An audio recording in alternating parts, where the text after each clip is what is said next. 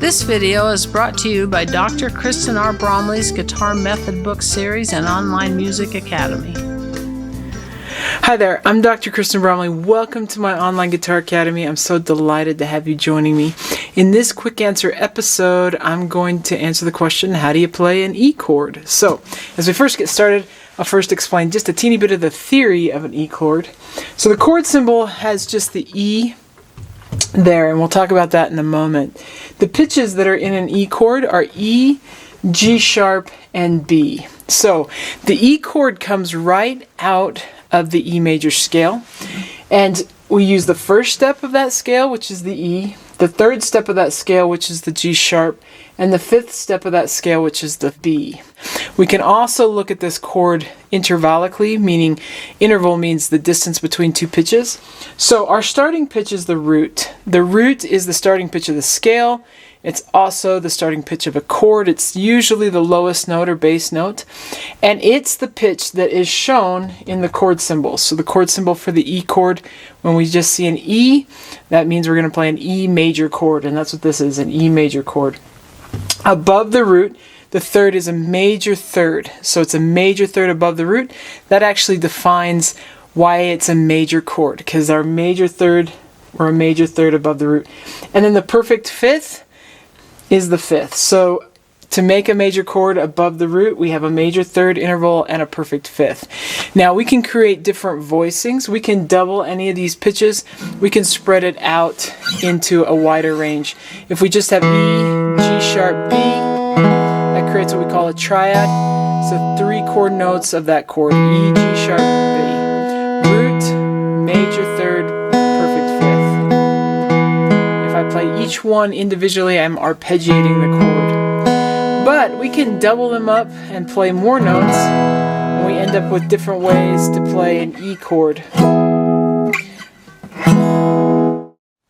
So I'll go ahead and show us how to play these different options on the guitar. So we'll start with the main one, the first position one, the basic E chord that we all need to know how to play when we play the guitar. If you need help with tablature diagrams and reading those, you can check out my quick answer video on that. But here we are in first position. Our index finger is going to go at the first fret of the third string. Our middle finger is going to go at the second fret of the fifth string. Our ring finger is going to go at the second fret of the fourth string. We have all open strings for the other 3, so the first, second, and sixth strings are played open, and it's as simple as that. We have an E major chord. The voicing for this particular one goes root, 5, root, 3, 5, root. So that's how that shapes up. E chord rings nice and big on the guitar because the guitar is sort of tuned in the range of an E, or E minor really, with a couple extra things there. So if we get into the bar chord land, kind of our standard bar chords, if you need a bar chord version, we can play at the 12th fret. So if we bar at the 12th fret with our index finger, we're going to play frets 1, 2, and 6, or strings 1, 2, and 6 at the 12th fret with our index finger. Our middle finger is going to go at fret 13 on the 3rd string. Our ring finger is going to go at fret 14 on the 5th string, and our pinky is going to go at fret 14 on the 4th string. And we can play that. Now that's a pretty high bar chord. The reason you would play up there is if you want the exact same thing that we played down in first position, 1 octave higher, because that's what we have. And you'll notice that's that same shape, only now we have a bar instead of using the open strings. So that is, our 6-string form is an E shape, as I often say. So this one up high has the root, the 5, the root, the 3, the 5, and the root. An alternate bar chord that will be a little bit lower is at the 7th fret. We're going to bar at the 7th fret. We're just going to be playing the top 5 strings. So I put my index finger just against that 6th string to mute it. Personally, that's how I do that.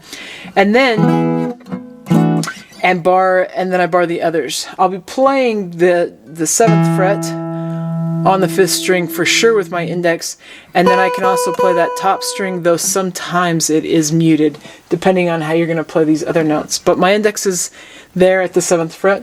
Then at the 9th fret, my ring finger can lay across strings 2, 3, and 4.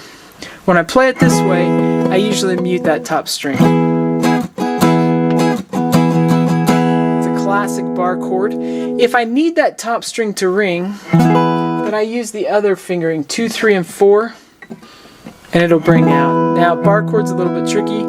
Some people, a lot of my students will bar across a couple of them and then add their pinky to try and get this third one or something. But this voicing has the root, the 5, the root, the third, and the 5 if we have that top note. Or it'll just stop at the third, so root 5, root 3.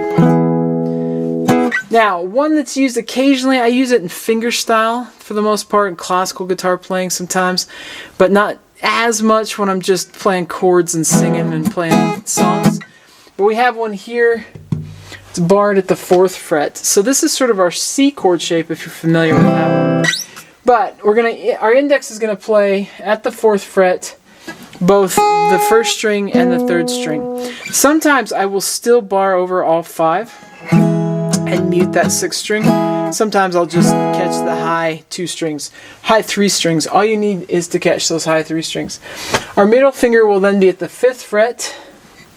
So this creates like a D chord shape, only we got the bar there. Our middle finger, our middle finger is at the 5th fret, 2nd string. Our ring finger is then at the 6th fret on the 4th string, and our pinky is at the 7th fret on the 5th string. And that sounds just like that. It's a great sounding chord. I use it more personally in fingerstyle when I want this voicing that has the 3rd on the top than I do in anything else. But with this voicing, you have the root, the 3rd, and the 5th, root, 3rd, 5th, and then you have the root and the 3rd again. So kind of doubles up that way. Alright, so that's how you play an E chord on the guitar. I hope you're having a blast with music, whatever it is you're doing. Hope to catch you again. If you found this video helpful, please hit the like button and subscribe to the channel. For more in-depth lessons and to progress through a free guitar course, check out my Guitar 101 series on YouTube and my guitar method books, which all come with access to hours of in-depth video lessons. You can find more information about me and my products at KristenBromley.com. Take care.